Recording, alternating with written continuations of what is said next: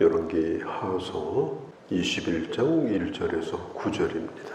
므낫세의 아버지가 히스기야입니다. 히스기야는 다윗 이후로 하나님이 인정하실 만한 왕이었습니다. 므낫세의 어머니는 헵시바입니다.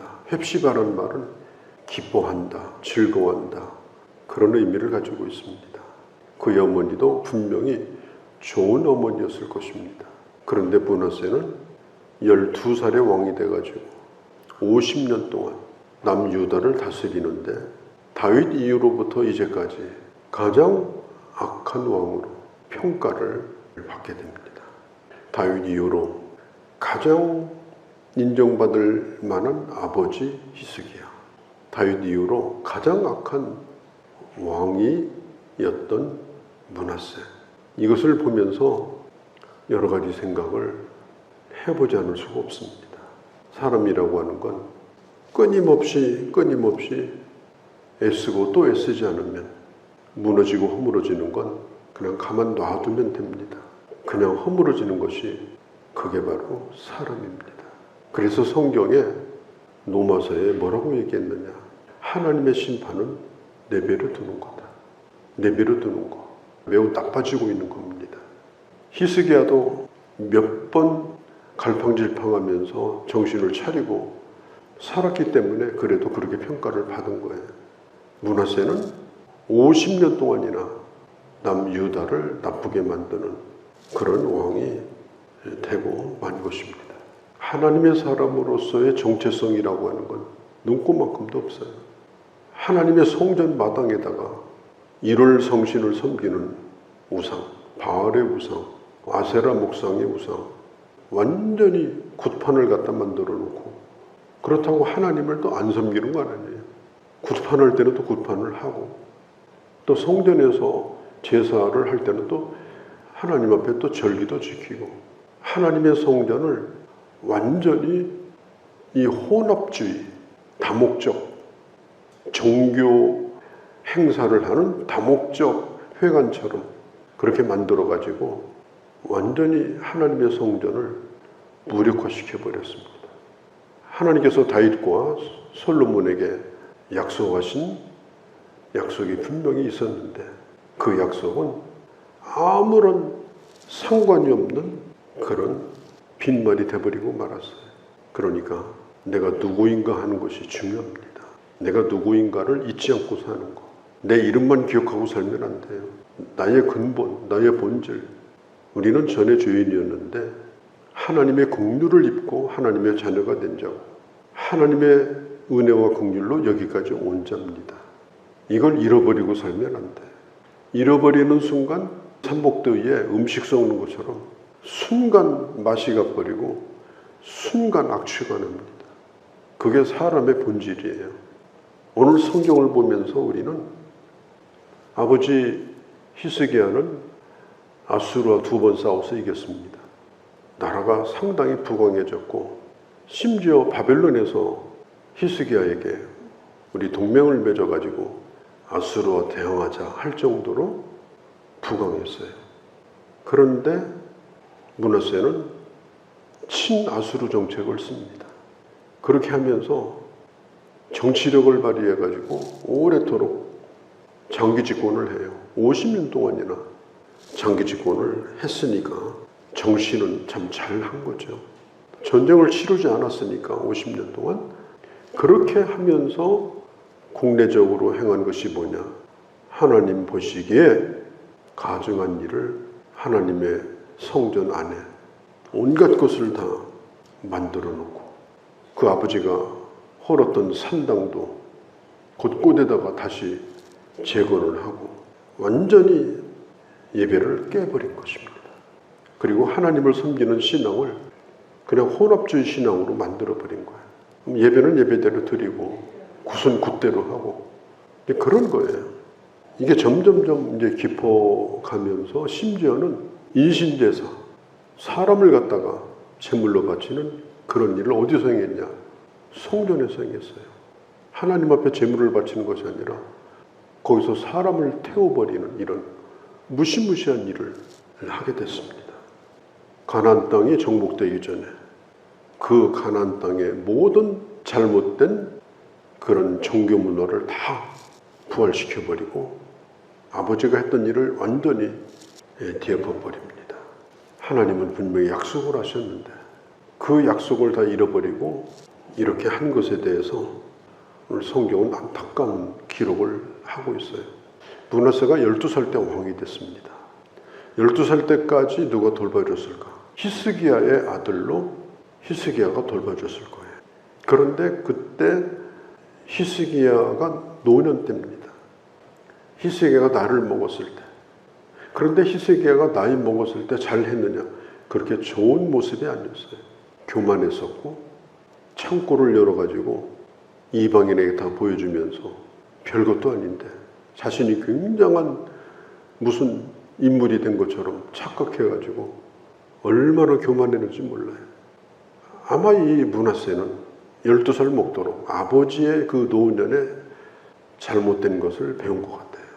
안타깝게도 그 아버지가 잘한 것에 대해서 좀 보고 자랐으면 괜찮은데 이런 걸 생각해 보면 우리가 일생을 살면서 우리가 죽기 전까지 자녀들에게 신앙생활을 잘하는 모습을 보여줘야 됩니다.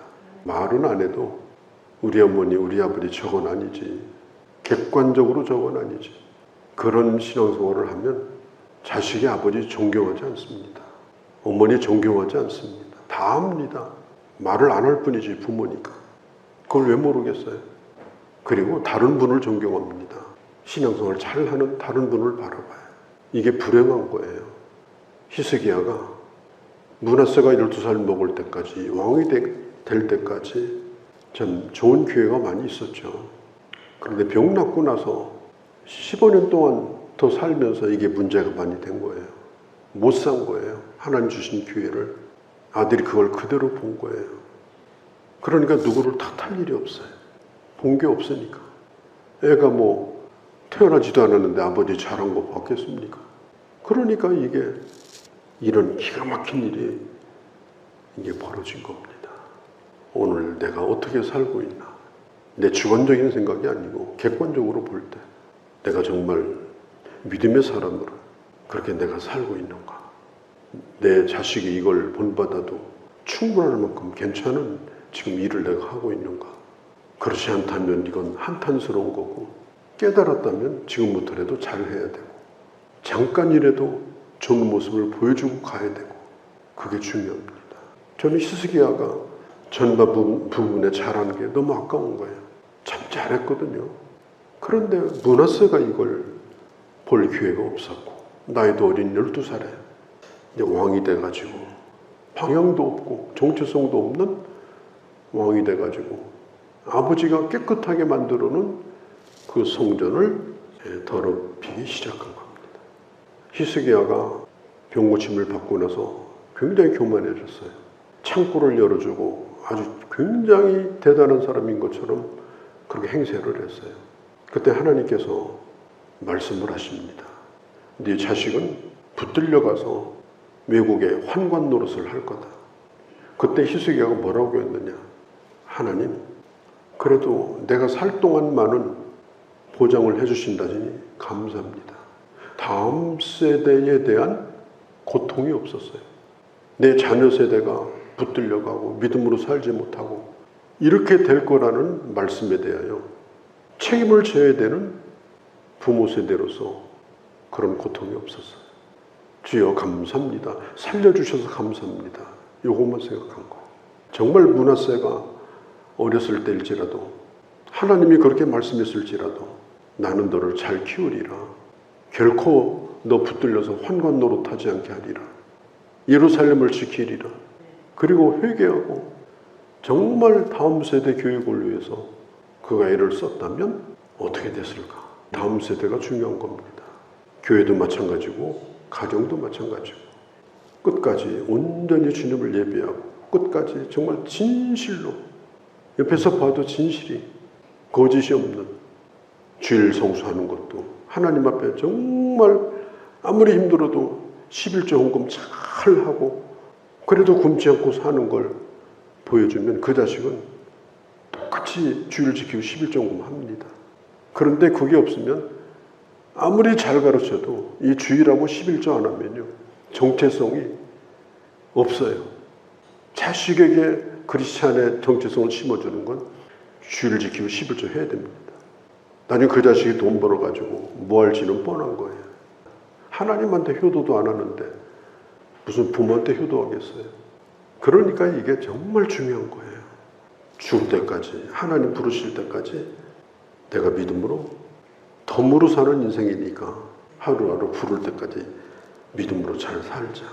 내가 산 인생에 대해서 충분히 내 자식에게 내가 말할 수 있도록 그렇게 간증이 되도록 해야 되겠다. 이제 성경에 보면은 이제 역대하가 이제 이 성경하고 거의 같은 시대에 같은 기록을 했어요. 이제 므낫세가 선지자들을 다 죽였어요. 그때 이사야 선지자도 죽었어요. 히브리서 11장에 보면 톱으로 켰다고 하는데 유대인의 그 전통적인 책인 탈무드나 또 다른 문서에 보면 이사야를 잡으려고 하니까 이사야가 도망을 쳤어요. 큰 고목나무 구멍난 데다 숨었는데 그걸 쫓던 자가 알아가지고 왕한테 고해요. 나무 속에 지금 들어가 있다고. 그러니까 왕이 하는 얘기가 그 나무에서 나오지 못하게 하고 통째로 나무를 베어버려라. 그리고 증거로 가져와라. 므낫세가 선지자를 그렇게 죽였습니다. 무슨 일이 생기는가 하면 역대하에 보면은 그가 이 바벨론에 잡혀갑니다. 역대하 33장 쭉 그 뒤로 읽어보면 바벨론에 잡혀가요. 그런데 그가 바벨론에 잡혀가서 잠깐 회개를 해요. 감옥에서. 열왕기 하서에는 나와 있지 않지만 역대하 33장에 잘 나옵니다. 감옥에서 회개합니다. 그래서 노임을 받아가지고 잠깐 선한 일을 하려고 예루살렘으로 돌아와가지고 애를 쓴 부분이 있어요. 저는 참 이런 부분이 좀 마음에 안 들어요. 아니 잠깐 회개했다고 이렇게 일권되게 악하게 모든 걸 허물어버린 사람을 이렇게 하나님도 참으시고 기회를 주시는 거냐. 이렇게 어마어마한 일을 저질렀는데도 회개하니까 또 하나님이 기회를 주시는 걸 보면 참 하나님은 이해할 수 없는 분이다. 하나님의 마음이 어떤지 우리 인간의 차원에서는 참 이해하기가 어렵다. 이런 생각도 해보게 되어집니다. 이런 걸 보면 아무리 엉망진창으로 살았어도 늦었다고 할 때는 없다. 생각을 해보게 되고 므낫세가 죽은 다음에 아몬이 한 2년 동안 또 왕 노릇을 하는데 그 아버지하고 그렇게 똑같이 또 하게 됩니다. 그런데 그 다음에 요시야라는 왕이 또 나타나요. 근데 요시야가 다시 또 개혁을 일으키면서 잠깐 동안 소망의 빛이 보이는 그런 일이 앞으로 계속 되어집니다. 역사는 거울입니다. 나를 비춰본 거울. 좋은 것은 좋은 것대로, 나쁜 것은 나쁜 것대로 교훈을 삼고 우리가 살아가라고 때로는 참 불편하지만 이런 기록들을 성경에 남겨두었는데 우리가 말씀을 들을 기회가 생겼으니까 다시 한번 이 말씀 붙들고 하나님 정말 지금부터라도 하나님 부르실 때까지 그렇게 해야 내가 없는 세상에서도 내 자녀가 또 내 후대가 믿음으로 그렇게 살아간다. 이런 교훈을 받게 됩니다. 말씀 붙들고 기도하는 그런 아침이 되어주시기를 바랍니다. 거룩하신 우리 아버지, 오늘도 주의 말씀을 들었습니다. 내게 주신 말씀으로 알고 살려주신 생명, 덤으로 사는 생명, 이제 더 이상 잘못된 길로 가지 아니하고 주님 바라보며 참으로 누가 보아도 좋은 아름다운 믿음을 가지고 내 자녀나 또한 하나님의 교회에서나 좋은 본을 남기고 하나님 앞에 가서 칭찬받는 그런 주의 사람들이 다 되게 하여 주시옵소서. 우리 주 예수님의 이름으로 기도하옵나이다. 아멘.